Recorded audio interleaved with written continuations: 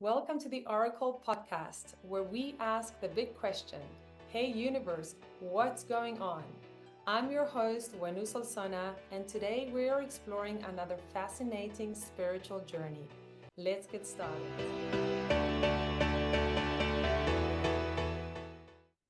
Hello, and welcome to the Orykl Podcast.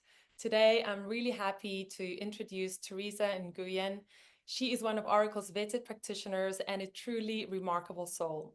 Theresa is a dragon channel, a spiritual mentor, a well being thought leader, speaker, and a registered nurse with over 20 years' experience. She is dedicated to helping others find compassion with their suffering so that they can experience peace, joy, and fulfillment while reconnecting with her powerful inner soul. Theresa works closely with the Dragon Collective, Archangels, and her shaman ancestors to guide people on transformational journeys of awakening. Her inspirational work has also been featured in the New York Times, US News and World Report, Weight Watchers, and other publications.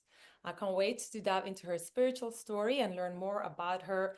Thank you so much, Theresa, for joining us. Hello, I am excited to be here. Okay, I just read that, obviously. Mhm. And we met not so long ago. You are on the Orykl platform. Can you tell us a little bit more about Theresa now and what you do? Yes, I am a dragon channel, which means I connect with the energies of dragons. And I primarily now are helping people unblock their throat chakra so that they can be seen and heard. Um, and I find that interesting because that is something that I struggled with my whole life, and I continue to work on that.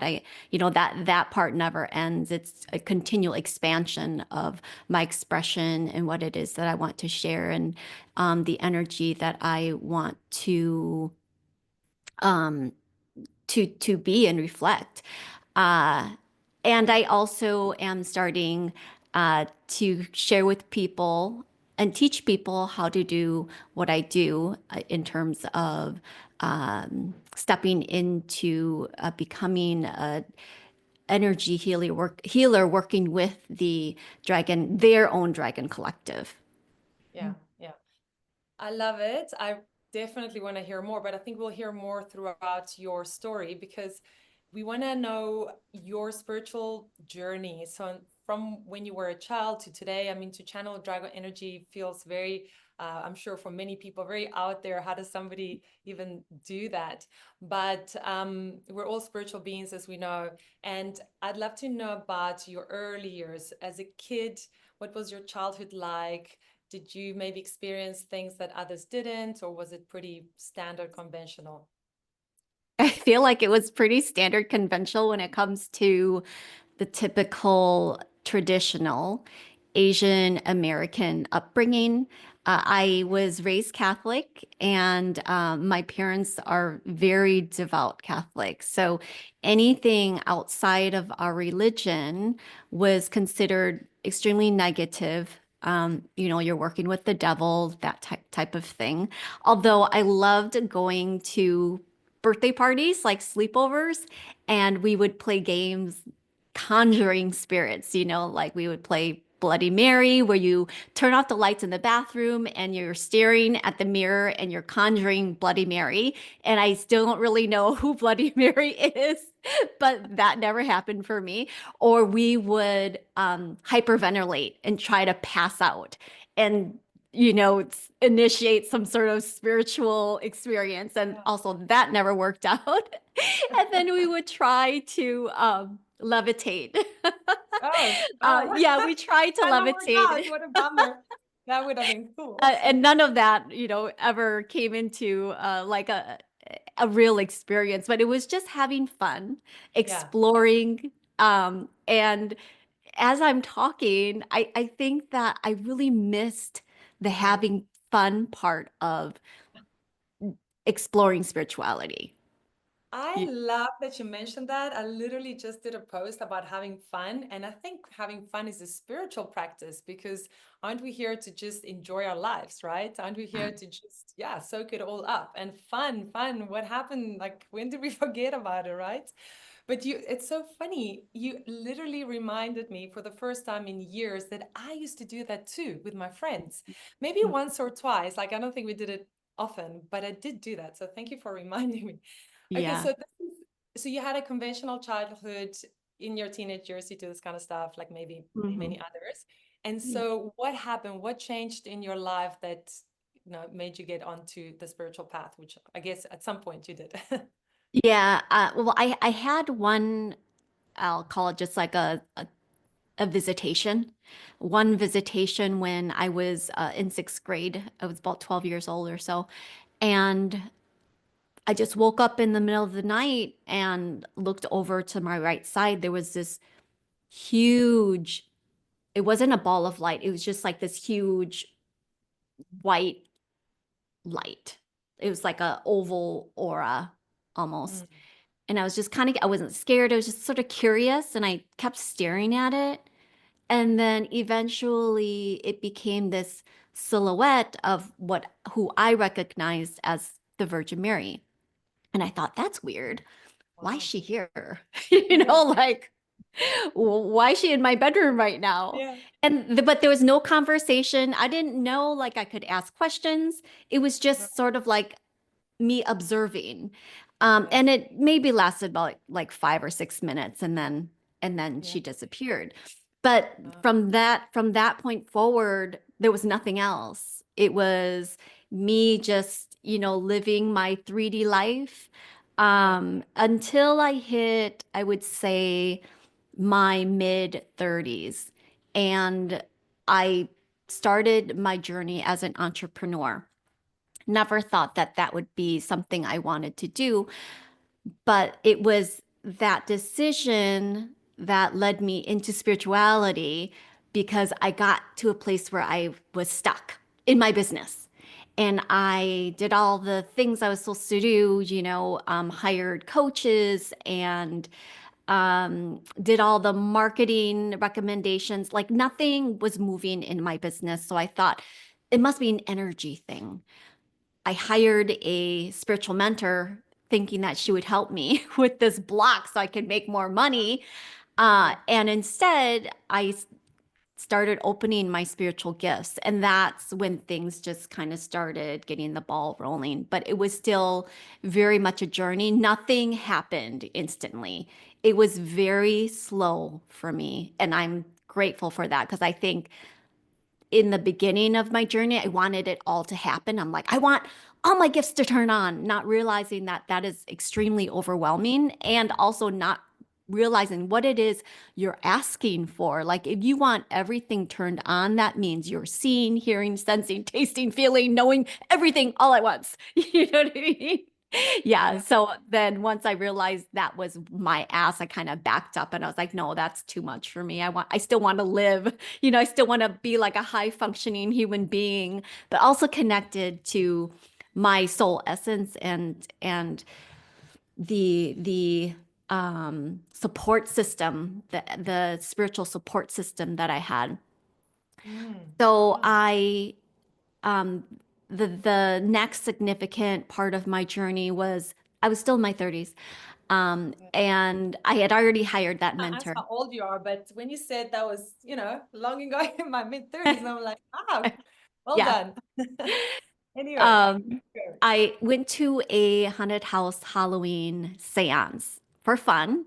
I went with a Mhm. friend, got there. There was a small group, 10 people. And when the it was a medium who was holding the space for us and sharing messages. When he got to me, he shared with me that my grandmother came through. I never knew my grandparents. I was born in the US. Grandparents either passed away or live in Vietnam, and we never had the opportunity to meet. So I really don't know much about them. My parents also didn't talk that much about their parents. So this mysterious grandmother comes through And she suddenly starts to share about these spiritual gifts that I have, and I'm the key to unlocking ancestral healing. And it was this big, huge message. And I was like, oh my God, I don't want this. This Yeah. absolutely does not resonate. Thank you for coming through, but I not interested.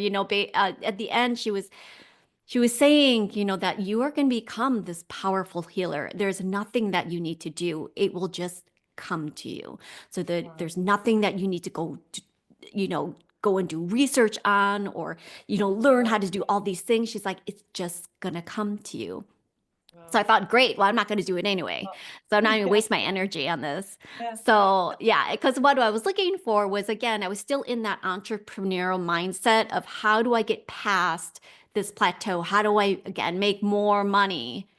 Mm. And uh, left that not feeling like I got anything out of it, but still very an integral part of my journey, because this was my message of who I was going to be today. And that was 11 years ago.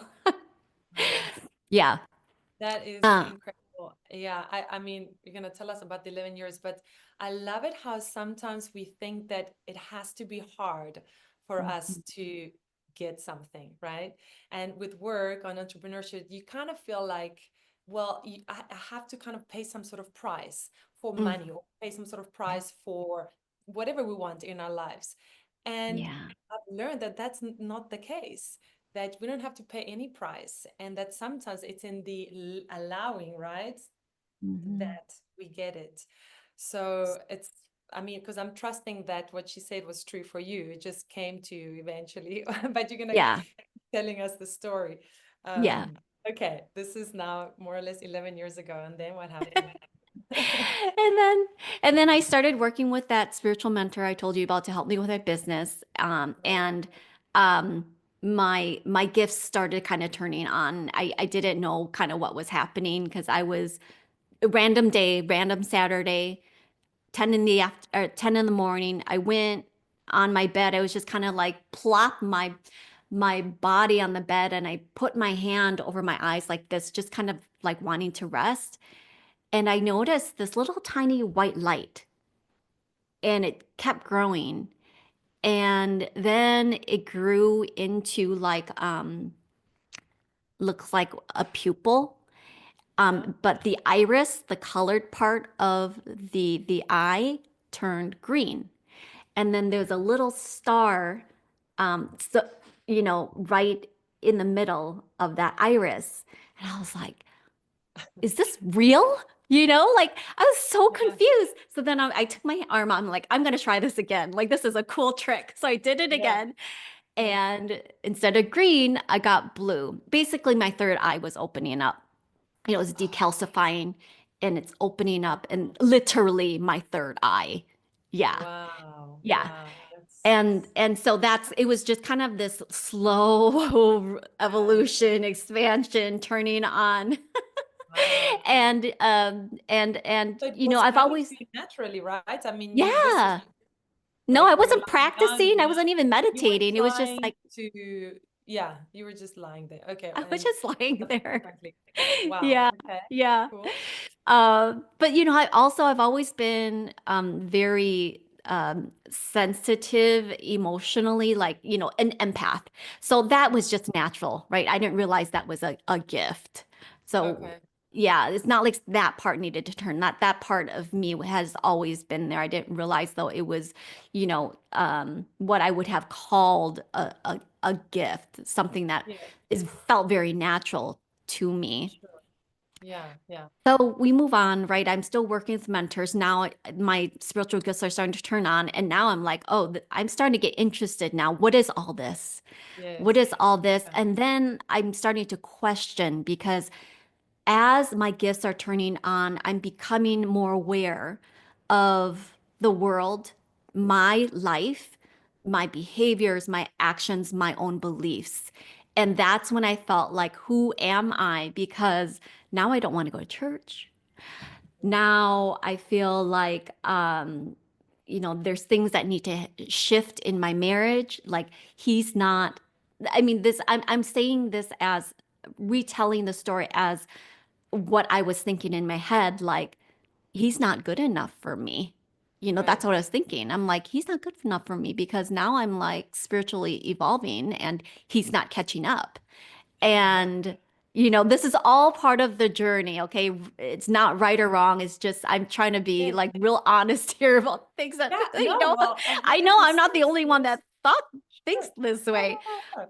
Yeah, I'm like, well, do and everyone's path is anyway valid and true and wonderful and needed, So this is your yeah. path. This is your Yeah, path. yeah. And questioning the work, my career, that was a Mm, big one. I was like, oh crap. Like I know I wanted to be an entrepreneur, but that was, it was just starting. But now I was like, oh, I went to school. I put like over $100,000 into my schooling and now I'm gonna leave it. Like now I want to leave it. Like I don't understand what's going on. So a lot of trying to process and understand my life. yeah, And through continuous work on myself, with mentors, meditation, reflection, journaling, all of that. It took me. Now we're gonna skip closer to maybe like 4 or 5 years ago. I went on a plant medicine journey. And I was invited by a past mentor who I trusted. And all she told me was that if you come, what you'll experience is unconditional love. And that got me curious because I thought, okay, what does unconditional love really mean? How does that really feel? I didn't even research this medicine. I just was all in. I trusted her. I'm like, I'm just going to come with an open mind and we're yeah, going to do this. yeah. I didn't tell anybody I was doing this either. It was like 2 hours away on a Wow. farm. Like nobody, I didn't know anybody. And when I walked in, I saw two people run over to the trash can and start throwing up bile. And I was like, oh my gosh, like I do not want to be in this environment or this space anymore. I'm totally freaked out because Yeah. the worst thing for me is throwing up. I cannot stand to vomit. I can't. I Mhm. will avoid anything to vomit. Right. Like I just, one of my biggest fears. And so that right away was already like super triggering for me. And I wanted to turn around and just walk away. But I saw these other people from a distance, and for whatever reason, they just felt really safe to me. So I went over there and I introduced myself and I talked to them about this plant medicine ceremony. And they said, oh, no, that's not what you're going to experience. That's like a different kind of medicine. So then, that made me feel a little bit more safe. And I felt more reassured that I could handle whatever was coming next. So we Mhm. get to the ceremony. This is called Bufo. It's the toxic secretions of the Bufo toad. And so it is, yeah, it is manually like the way they process it, I guess, is they excrete, have the toad excrete the toxin and then they create tiny, they serve it through a pipe. Basically, they dry it up and they serve it through a pipe and you Yeah. smoke it. Uh, Wow. Wow. and my intention for that was to meet my spiritual team. Right. I thought Okay. that felt safe. Um, Yeah. so I smoked it and Yeah. it felt as if my body didn't exist anymore. I didn't feel like I was in my body. I didn't even feel any weight. I was just air. That's how I felt. Yeah. But I felt like I was free falling and I kept Yeah. there was no end to it. It's just me falling, falling, falling. And then suddenly my body started heating up like fire. Like I was on fire. It wasn't painful. It was just heat. It's just like my body temperature was so hot. I couldn't stand it. I just felt like I needed to strip naked. I didn't do that, but that's how hot it was. Yeah. And I remember seeing like all these colors, it was like indigo and green and blue and white, like all the colors as I'm free falling and my body's heating up and I'm thinking in my head, "Oh my God, can I do this?" And every time I resist, I feel like I need to throw up. And so I'm like, "Oh my God, okay. So you I'm have gonna to try to relax, relax. relax into this." Oh my gosh. I'm like, "Relax into this, Teresa." And so I'm Relax doing, or yeah. yeah, Oh my gosh, that's so funny. I do everything that I can to just breathe through it. Yeah. And that's exactly what I did. And when I took a deep inhale, it was Yeah. like I couldn't stop inhaling. I just kept inhaling. There was no end. And so I thought, okay, it's time to exhale. So I exhale, and the same thing. It's just an Yeah. infinite Mm, breath. yeah. Um, and as I try to surrender to Yeah. this, because that's the key, right? You have to surrender to it. I start feeling an energy in my stomach, and um, it's like in my sacral. So I see this color orange. I don't see the person that's talking to me, but this voice from my belly tells me to open my mouth and stick out my tongue. And Wow. immediately I say no. Yeah. And she said it again. And I say no. And the third time she screamed, "Open your mouth and stick out your tongue." Like she screamed it. And so it was almost like a reflex. I just did it. And as soon as I opened Yeah. mouth and stuck out my tongue, this scream from the bottom of my body just came up. And it was like so loud that I felt like the earth shook and I could hear it echo and echo and echo and echo. And then I did it again because she told me to do it again. So I did it again and I screamed. And, as I was screaming, she said, it was like a reclamation. It was an honoring and it was an acknowledgement of everything that we've been through, and also an acknowledgement of my ancestors and the suffering they've been through, the sacrifices that they've made, and uh, recognition that they also were spiritual beings, spiritual people who could not express. And so it was a really, I call it like kind of a crazy experience Yeah. because, I had Yeah. no idea what to expect. And suddenly I'm this wild woman, and I'm Yeah. very reserved. I'm Yeah. quiet. I don't like to be in the spotlight. So Yeah. for me to Yes. actually, you know, do this in front of people. Yes, I was under the influence, but even still, it was Yeah. I was still there. Like all of me was still there. And I was like, Yeah. oh shit, like what just happened? What did I just do? And I'm still in it, but I'm talking to myself. I'm having this conversation. Meanwhile, I say she because this energy that was in my belly, she's not having a conversation with me. She's just telling me what to do. And after that last scream, she goes away. And I open my eyes and I am underneath this really old, I think it's an oak tree. And the branches, are far up there, like 30 feet up from the ground. And I'm on the ground. And as I'm looking at the leaves, it's as if the leaves are right in front of my eyes and they're talking to me. They're starting to like that kind of like leaf sound, like when the wind blows. Yeah. It was like I felt like they were talking to me and telling me like that they were the witnesses to this Mm, experience, to this transformation. yes. And then I just bawled my eyes out because it was so Yeah. powerful. Yeah. And that was my first introduction to Kali Ma. So Kali Ma is a Hindu dark goddess Uh-huh. who stands for death and transformation of the stages of your life, not physical death, but the stages of your life. So that I felt like that was really appropriate. I didn't know it Yeah. was Kali at first, though. Yeah. Yeah. That's trippy. I'm sure it was very trippy. It's so interesting though, your whole story. I have to say, I resonate with it very much in terms of, yeah, just like the different steps that you went through. So I'm like, yes, yes, yes. So, and then from there, take us to today. I know today you do lots of things. Tell Hmm. us a bit about the dragon energy that you channel. I mean, what is it? How does this work? I mean, I know how channeling works, but just very briefly, how do they come through you? Yeah.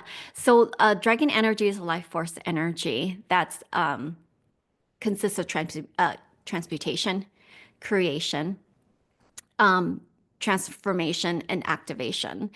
And I channel dragons as a trance channel. So basically, I'm the vessel for these energies to come fully into my body. I surrender to the energies so that it can be non-filtered, so that my mind and my mouth, it doesn't keep their true and full 100% energy from being shared with the recipients.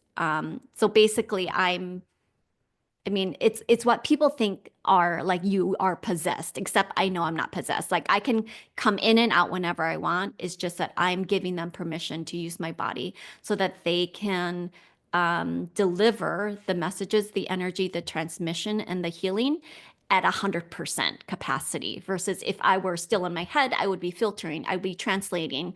And that to me is you're not getting everything that you need. Yeah. That's my You know, belief. yeah, yes. I would have to concur with what you just said. What did it take for you to go from those initial stages to doing this, that you're to falling back like you're doing, right? What did you have to believe or change to be who you are today? That I was Yeah. safe to do this. And it took Sorry, that you are a safe, that oh, I was safe. Okay. safe. Yeah. Yes, yes. Yeah. Like it was all a lot of fear that kept Right, me from doing this fear of unknown, this fear of like, again, am I going to be possessed? You know, right. this Yeah. fear, am I going to turn into this crazy woman and kill a bunch of people? I mean, I don't know. Those were real thoughts that were going on in my head.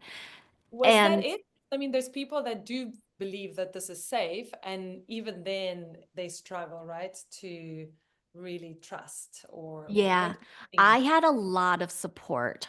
I mean, Ah, I had a lot of mentorship from all different kinds of mentors. Like I sought teachers. And I mhm, know that's not always like the right fit for people, but for me, because I mhm, wanted to learn more, I wanted different approaches. I mhm. wanted to see how they did it. Um, and and I feel like every teacher that I've had then was it just kind of like added to my safety bank. If they can do it, I Right. can do it. Oh, she can do it, I can do it. If he can do it, I can do it. You know what I Okay. mean? Yeah. And Yes. then I have a community. You know, I have friends who are spiritual, who do the same thing or something similar. And Yeah. that also helped me, knowing that they do the same thing or something similar, and Yeah. they're fine, they're safe, Yeah. there's nothing wrong with it. Yeah. And I think those were the two Yeah. main I things. I love that. Yeah, I completely agree. I resonate with that a lot. I think it's great. Okay, well, we're kind of a little out of time, but I'd like to ask you maybe two last questions. Knowing what you know today, having been through everything you've been through, what do you think is the most important thing that people should know about themselves and who they are? And why do you think this is important? I think that you have to trust the small voice that keeps coming back. The one that is encouraging, the one that is saying, "Hey, maybe you should try this." You know, Mm, because that is your intuition, that is your soul talking to you, that is your support spiritual support system encouraging you. And while it may not be loud, it is, from my based on my experience, it is always the right step for you to take or the right experience for you to try, because it starts to open up other opportunities. It's almost like you are unlocking the door into this huge mansion. And once you have the key, then you can go and explore the different rooms and see what they offer. I feel like this is important because it gives you so many answers into who you are and why you're here. You know, we keep asking the question, what's my purpose? What's my purpose? And the purpose is actually just to live today. Your purpose is to live. Your purpose is to be happy. Your purpose is to experience joy. And so, how can you do that now? How can you do that for yourself and just trust that inner voice, the whisper that's in your heart that keeps repeating the same things over and over again that you don't want to listen to? Yeah, I love that. That is so great. And the reason I'm doing Orykl and running this company is really to help people in walking the talk. It's to do what you just said, right? To start really listening. I mean, we know we should, right? We've read the theory, we know what we're supposed to do, but it's so hard sometimes to trust that voice and trust ourselves. And so I feel like if we can help people with a little guidance, a little support, like you said, you had your team, you had your support, you had your mentors, your community. Like I feel that is so important to help people along because and you know what's so cool about it? When somebody tells you something like this, like, and it resonates true to you, you go, yes, I know, I know. When somebody's saying to you, like, I know, it's because they do know, but they're just not doing it, right? So we know what's right, and we just need a little push to just like doing it because, life changes when we actually do. And then you start seeing like, oh, it does work when I listen to my inner voice. It actually it did work out. Okay, cool. Maybe I'll try it again. Like, oh, it did work out. Oh, geez, and then you start trusting yourself more and more, and no, really, life changes. So I love it. Thank you. That's such a great message. Yeah, So you're welcome. thank you for joining us. It was so lovely to chat with you. I'm sure many people resonate. I resonate, and it's lovely to have you on Orykl as well. Thank you. Thank you so much for having me. It's been great. Okay.